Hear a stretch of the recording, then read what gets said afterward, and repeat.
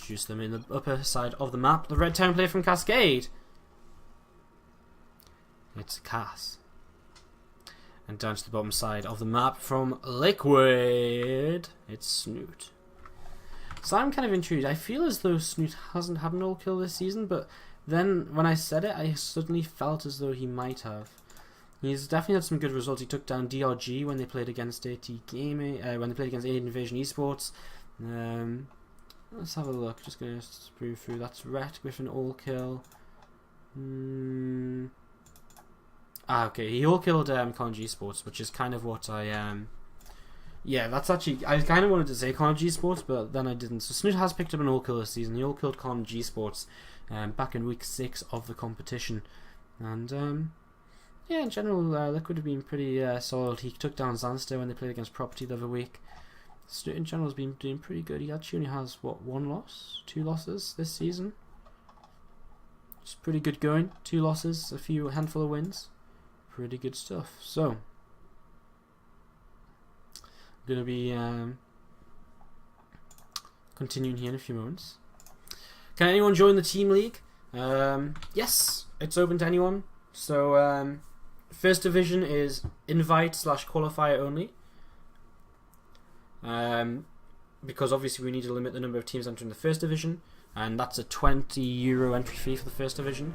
Second division is a €5 entry fee, and it's also open entry, and that's generally the Masters, like Masters to GM. And then third division is, this season it was Bronze to Diamond. It's free to enter, anyone can enter, and we said it was Bronze to Diamond, but next season it'll be Bronze to Masters again. Just basically, yeah, it's kind of like the least competitive division. It's meant to be like Bronze to Low Masters, but of course you can't really set a limit on Low Masters, which is why we tried Bronze to Diamond, but that didn't work out too well. So anyone can enter the third and second divisions. It's completely free to enter. You can try to qualify for the first division too. Again, we've got entry fees for the second division and first division, which all go towards the prize pools to help us be able to fund the prizes. And that's allowed us to get a €350 prize pool for the second division this season, which is kind of the prize pool we had for the first division in the previous season. So it's kind of insane what putting a very small entry fee can do for you. So that's really great. It's been really awesome, actually.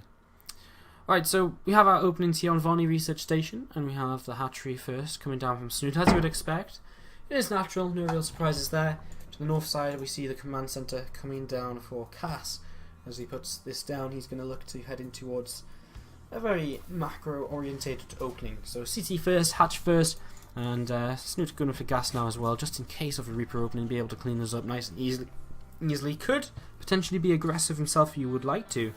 I remember casting Snute when he was playing in the Winter Series, and he came out with a couple of very aggressive builds back then against Morrow. A couple of all-ins which put him very far ahead very early in the game. As right now we wait to see how this game will transpire. I mean, we see the gas on up here for Cass, and he's going to morph in his orbitals pretty soon, so just keep our eyes on what's going on around the map. But for now, not too much to really talk about. Snute's natural expansion's about to finish. He can start with his second queen. That's going to be where all his minerals go. And again, he's just mining that first 100 gas for speed, and expecting him to pull out at 100 unless he really wants to rush in towards a lair, or again some kind of very quick one base all in potentially. He's just going to pull out already, so he's even pulling out. Whoa, he's even pulling out before he gets signal speed. Oh.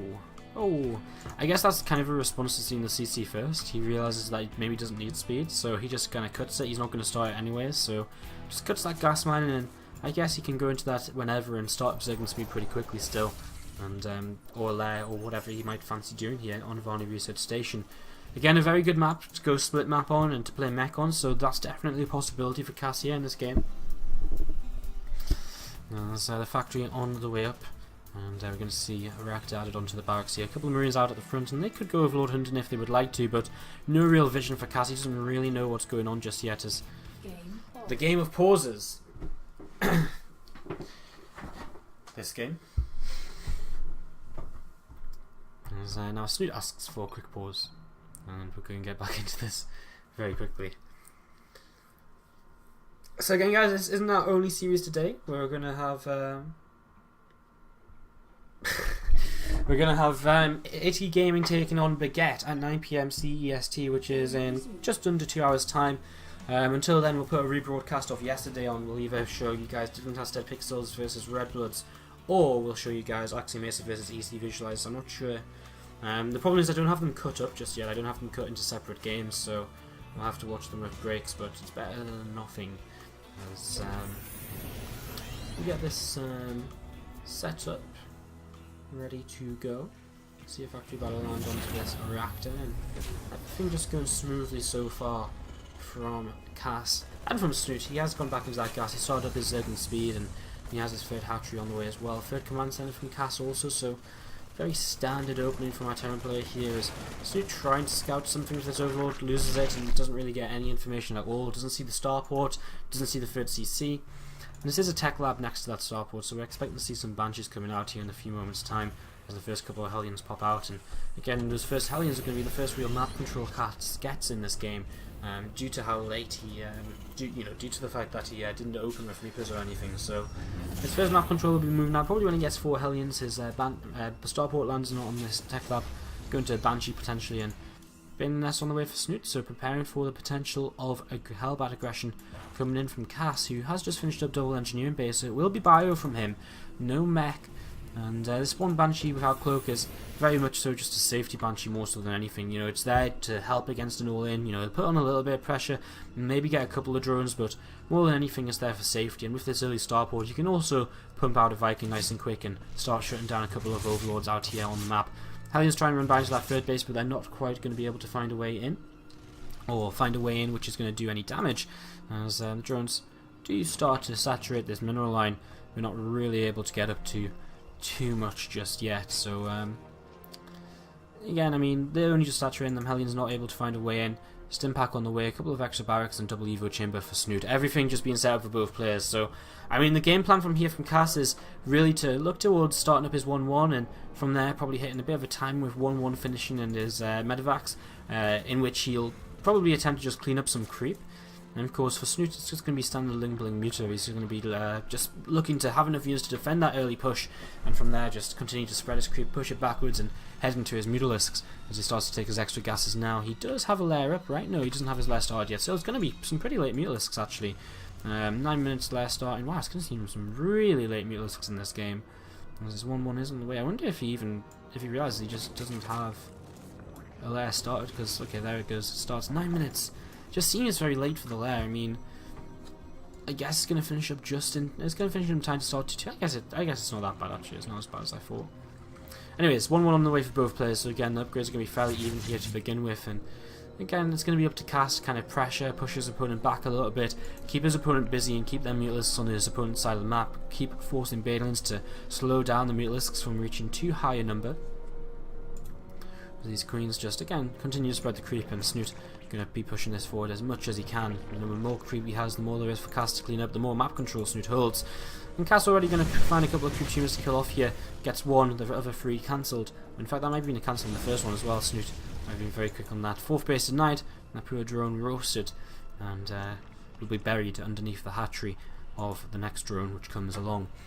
So also taking an expansion to the right hand side, so he's really kind of teching up here, well not teching up but taking his bases. He's not afraid at all to just expand, as Cass is really committed to taking down his base, which is not really worth it considering Snute has that based over to the right hand side, but of course that's something Cass doesn't see just yet. And of course that could come back to bite him in the butt a little later on. His own 3rd base setting up now, and he's starting to get his first few units out and moving across the map. Armory on the way to start 2-2, nice and on time. 2nd factory to head into drilling claws, add in 402 to the composition as well to help against the incoming Mutalisks. And 3 hatcheries being built right now, as one of them is a macro hatch as well. I'm kind of surprised he feels the need for a macro hatchery, as he doesn't see this gold base. I'm surprised he feels the need for a macro hatchery considering he has a gold base and a 4th base on the, he has 2 4th bases essentially on the way right now. He's going to find this base over here. There's Lings in position once more, but at the same time pushing over towards the left. We see Cass moving forward. He's going to take down 3 queens, and this 4th base should be able to be taken down, but Cass actually backs away from it. He's going to drop at the same time into this gold, but gets cleaned up and has to just head away from there. Snute with a lot of money in the bank, and is waiting, I assume, for that Spire to finish up for him to start that, to spend that money. He has the money for 10 meters right now, as Cass is going to move over to the right hand side here and move his attention towards this gold base instead. Centrifugal Hook's about to finish though, and Snute actually takes a bit of a lead in the upgrades. 2-2 start for him, and Cass only just now with his +2 weapons beginning, a big wave of reinforcements coming across the map though, and you probably want to wait for combat shields before you really look to take a fight here. That's not really losing anything so far in this game. Just, well, anyway, he has actually lost just the Marines, right? Okay, it's just the Marines. These Hellbats still in from earlier. The Banshee as well, without a little bit of DPS. First meters on the way, and Cass wants to try and take a fight now, but Snute has quite a lot of army, and he's morphing in a few more Banelings here. A couple of Hellbats over to the right hand side, going to start taking this, pushing back this creep a little bit. And Cass does move into a position where he can fire onto this gold base. Meters on the way out though, so again, this is going to be it. Cass has to start splitting, and let's see how well he can split as these units start to crash into his army. A lot of the Banelings taking out as much as they can, and Cass will be pushed back here. Has to boost these Medivacs away pretty quickly though, otherwise he's going to lose them to the Mutalisks. Cass is just sitting strong with these Medivacs, man, and he's actually going to keep pushing forwards though. Reinforcements coming in. A nice mine on the Mutalisks there will soften them up. Doesn't kill any, but softens them up to a point where these Marines can realistically continue pushing forwards here. Snute's going to have to come in here with Zerglings to try and clean this up. Mutas as well, but more reinforcements from Cass coming in, and I think Cass is just going to be able to keep pushing this backwards. These two Medivacs don't really have any energy left, but he's going to be able to take down this gold base. He's going to catch a few drones as well here on his way out, and Cass is pushing Snute back. He stopped that gold base and killed off a few drones in the process as well. 8 workers killed, and he'll clean up some of the creep spread to the right hand side of the map now. Reinforcements still coming in for him. He's lost all of his Medivacs though, and that's something he's going to have to replace. He's only got 2 on the map right now. Big mine hit. Oh wow, Snute, really nice pull away. I was preemptively saying big mine hit, but he actually pulls away a couple of lings and soaks the damage with those. As Cass needs to kind of regroup a little bit here, and once he regroups a little bit, he'll be in a little bit of a nicer position. Snute does have 2-2 now. Cass about to get +2 weapons, but +2 armor is very far behind for him. Forgetting to start that for some time here has definitely hurt him, and probably wants to play a bit defensively until he catches up on those upgrades at least.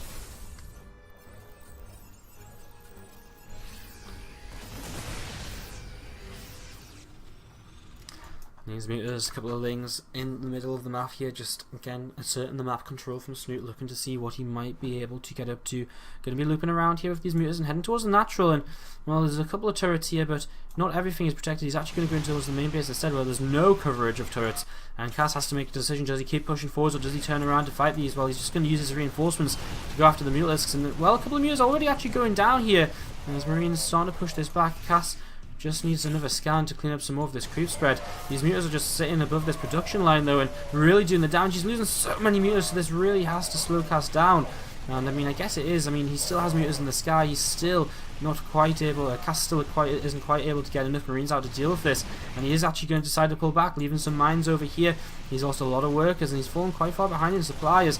Again, these mutas have taken so much damage, but they're still just surviving overhead because there's just too many of them. And of course, once the main army gets here, he can just move away, and the lack of turrets to slow these down is really hurt Cass now, as these mutas are just absolutely wrecking everything. These mines still left on the edge of the creep, and well, if the Lingbane maybe ran over that, no, Cass is going to get a huge mine hit. Is he? Oh! He takes down so many Banelings with a lone mine left in the middle of, well, a lone group of mines left in the middle of the map. He's going to push forwards, and if he can get forwards and protect these mines, or is he going to be able to? Oh, he loses the Overseer to a mine, which isn't ideal, as a couple of Banelings will come forwards, and whoops, they're going to get mined up as well. And these mines have been incredibly effective, as we're going to have a bit of an engagement here. Cass beginning to pull back and split a little bit. Another mine goes off. There's still some Banelings moving through though. 4 in the back as well, not hitting on those mutants just yet because it's not far enough forwards. Medivac's going to have to begin retreating, pick up that 4 potentially. No, he's just going to keep heading back home. And well, more units sitting back here ready to go from Cass. But Snute again, both players actually with a lot of money in the bank, as the mine's going off once more. Coming off of cooldown, they might get not quite another shot off. Snute morphs in another wave of Banelings, and that's where his money's going to go. Continues to just try to rebuild here. +3 weapons on the way for him. That's going to be coming in here pretty soon. And well, this army just going to position over to the left hand side. This planetary fortress set up. It's a nice position for Cass to sit back on. I mean, on 4 bases, you can kind of afford to sit back a little bit as a Terran, but you still have to deal with these Mutalisks, and that's the real problem, because, again, he doesn't really have anything in position to deal with the Mutalisks, which are moving into position now. They're going to pick off a couple of mines, as one of them burrow, gets a shot off on the Mutalisks. Again, it only really softens them up, though. Is it enough for Cass to be able to start to take them down? Well, 4 coming forwards here. This is going to help out a lot, and he will get a shot off onto the Overseer, however, so not the best of shots, as the turret will start to pick away at one of these. Another shot onto the Overseer here from the 4. And Snute just picking away at reactors. Cheap buildings, well, 50 gas, 50 minerals, but take a long time to rebuild, and it, halves the production of the barracks. So really easy to pick that off and get some nice damage done to the production lines here, essentially, as Snute unsure as to whether he actually wants to take this engagement. A couple of mines going to burrow to the high ground. A lot of laying bane here. Snute going to split up. Looks as though you're going to come in just from a big concave. And Cass going to have to pull back here. He's going to have to try and come in and just defend with his planetary fortress. And, well, so far it looks as though he's doing okay. He's got reinforcements running in as well. He is slowly cleaning up everything. And, I mean, the Balins are starting to... a few Balins actually grab some SCVs there, which is nice. But the Balins are starting to run out. And without Balins, he's not really able to push through this reinforcements wave of Marines, which is coming forwards. Now, Snoot still with a lot in the bank, though.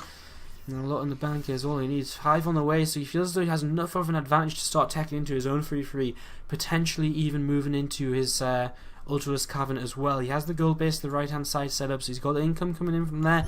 His 4th base as well. It hasn't really been saturated even this game. I mean, he's only just now mining out of his main. And as Cass pushes forwards, he is at a little bit of a lead in terms of army supply. Cleans up a little bit of creep spread here. Needs to be careful if he takes this fight, as Laying Bane moving in once more. And, well, reinforcements coming in at nice timing. Medevac's going to stay alive, and Cass once again moving towards this bottom right corner of the map, looking to try and take down this gold base here. Looking to try and shut down a little bit of Snoot's economy. But Snute, does he have enough to defend this? I'm not sure if he has Banelines really ready. He has a handful, but not really enough to justify coming into this fight, or does he? He comes in, but after the gold base goes down, so I don't know if it's really worthwhile him taking the fight. Like, he doesn't really need to. He's already lost the gold. He doesn't gain anything from fighting in this position. Cass is going to fall back here to these units, and again, just wait for some more reinforcements, perhaps. There's a few units through the middle of the map, and might scan, clean up a little bit of this creep spread. And there we go, cleaning that up there. So Snoot's creep will start to recede here a little bit more quickly than it has been doing. Still has this creep over to the left hand side. No active tuners, however, as he rebuilds again that 5th base on the gold. A few Barons going to start moving forwards, using that burrow upgrade now as well to perhaps try and set a little bit of a trap. 29 meters on the field, 65 Marines, 10 Marauders, a 4, 6 Medevacs, only 6 mines. There's a couple of mines and a couple of Marine side over here on this watchtower. And these mines aren't going to burrow in time to do anything substantial. Or they are. And suddenly picks up a bunch of kills. 20 kills on that mine. As the Mulisks come back in towards the main / natural. A lot of turrets over here, and he will fight into them, but will lose a couple of meters in the process. And is it really devastating? Not really, but it buys Cass time at least to get some units into position to start dealing with these meters. 4 few Marines, and he's going to be able to start pushing these back, as once again he's pushing down this right hand side of the map, looking to hit this gold, which is just rebuilding right now. Snoot with a big wave of Banelings on the way in. Plus 3 armor on the way for Cass, as well as the 3, and we also see plus 1 vehicle weapons coming in for him, as Snoot is just going into his own 3-3 right now, which is going to help him out a lot, help him really trade a little bit more efficiently in this game. A lot of Marines here need to protect these Banelings. He needs to try and keep his economy up, as another base for Snoot will be taken down. So Cass limiting the bases here, while Snoot limits the number of SCVs out and about, and 9 will go off again, softening up just a few of these Mulisks. They have room to escape though, and they will try and come down this left hand side. Cass still pushing forwards in the middle though, and he's cleaning up a little bit more creep spread, and Snoot perhaps going to try and retake a hatchery in the centre. A few units just stimming forwards and cleaning up a couple of consumers here and there. Meters over to the left hand side, Ling Bane positioned fairly centrally. The scans continue to come down and the tunes get cleaned up, and Cass I think doing the smart thing here as, oh no! The Balin landmine picks off a bunch of Marines, it goes all over him. A big hit there, and a couple more Balins positioned around the map here, so things looked really good for Cass there. There's a couple of great moves. I mean, he cleared out the gold, cleared out a lot of creep. Now Snoot's going to try and take advantage of this Balin landmine which has gone off, and he's going to try and bait him into another landmine. It's a huge hit to begin this engagement, and Cass is going to have to try now to split away from this. But has he just taken too much damage from these landmines? As the Balins are continuing to roll forwards here, Cass looks as though he might be out of steam, and Snoot might be heading for an all-kill here in the quarterfinals of the SC2 ITL. The potential to send his team straight into the semis for a clash against Axiom Acer. It looks as though that is exactly what we're seeing right now, guys, as everything's being cleaned up. Medevacs in the sky getting taken down, Banelin's crashing into the ramp, and it looks as though Cass is just out of luck now.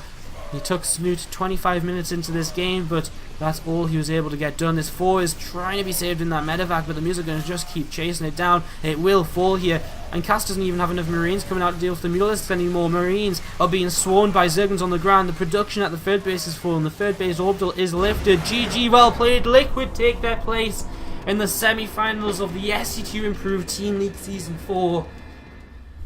And just like that,